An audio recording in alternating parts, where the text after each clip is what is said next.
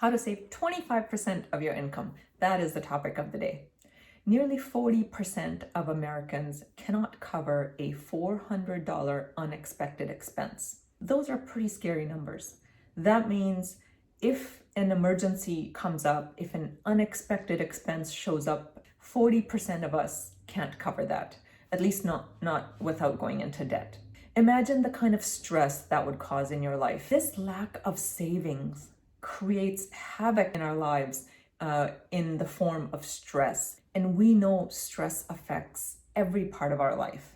Stress affects us mentally, physically, in our relationships, in our overall well-being.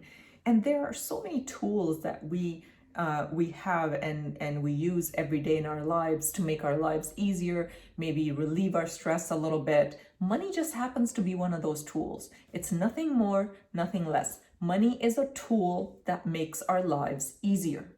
So it only makes sense for us to have more money and save more money to make sure that it's there as a tool for when we need it. According to statistics, an average North American saves anywhere from 4 to 7% of their income every year.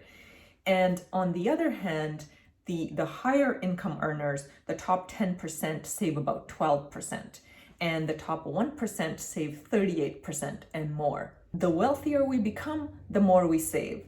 Because the wealthier we become, the more knowledgeable we become, and we know how important it is to make sure that we have enough money in our life to take care of everything that needs to be taken care of, so that we're not having to spend our time doing things we don't want to do, things that we don't like to do, things that don't bring us value, things that don't bring us fulfillment.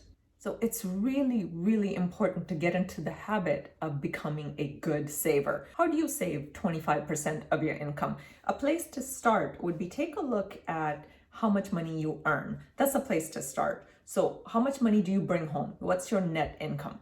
So for example, let's say you bring home $4,000 after taxes, after all the deductions, you bring home $4,000. Take out 25% of that. So if you're bringing in $4,000, 25% of that is $1,000. In your notebook, jot these numbers down, whatever your numbers might be. My net income, my take-home income is this. For our example, is $4,000. 25% of that is $1,000.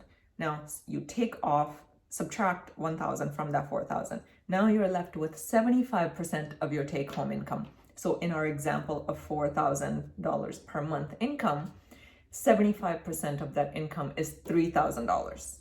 Now look at all of your expenses. Take a look at what you spend every single month. Your fixed expenses, your variable expenses. So your fixed expenses are your mortgage or your rent, your insurance costs, it might be your car payments, your bills, utilities, cable, internet, etc.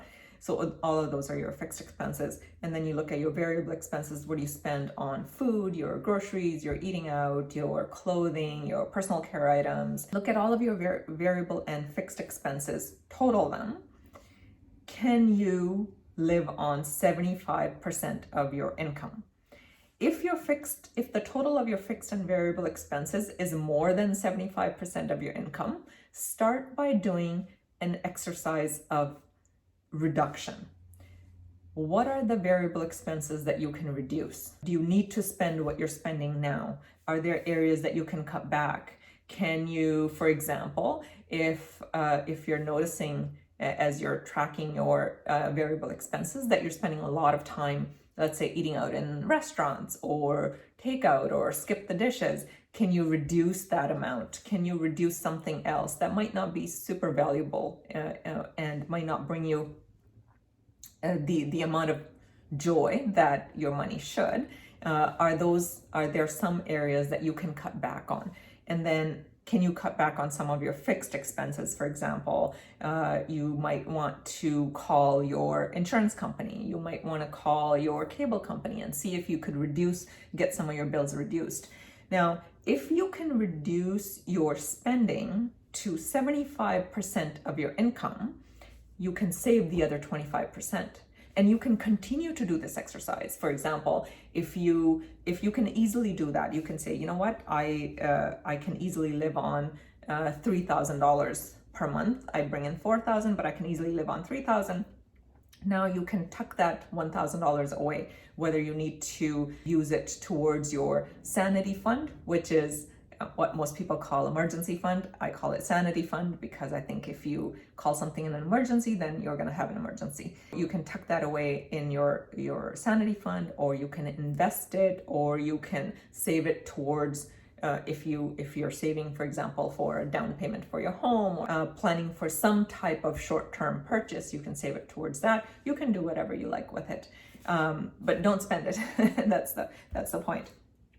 And once you've done that, if that was fairly easy for you, then you can challenge yourself to 30% savings. You can challenge yourself to 35% savings. So it's entirely up to you how far you can take this. In addition, as you start to make more money, if you get a pay raise at work, or if you are a business owner, you get a new contract and you're making more money now, knowing what your expenses are will keep you from using up somehow all of the extra money that you make. So instead, what you do is take all of the extra money that you make and put it towards saving or put it towards investing, instead of just having it fizzle away. If you don't know what your expenses are, somehow the money just disappears. It happens to all of us. So really knowing your numbers and being mindful with how much you want to spend each month, mindful of how much you want to save, having that goal alone, having the goal of saving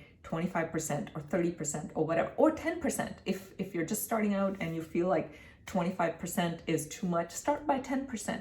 It's your life, it's your money. You can start with as small as you want, but just don't let it become so overwhelming that you get yourself paralyzed and you don't do anything. Do something, even if you start with 10%. Do that today. A few months from now or a year from now, you are going to be so far ahead than you thought you were going to be. So let me know in the comments below, what's the percentage of your income that you're saving, or do you have any secrets that other people can learn from? So share down below, become a part of the community, share any tips and strategies that you might have that we can all learn from. Thank you for watching. I upload a new video every Thursday, so please subscribe and stay connected with me.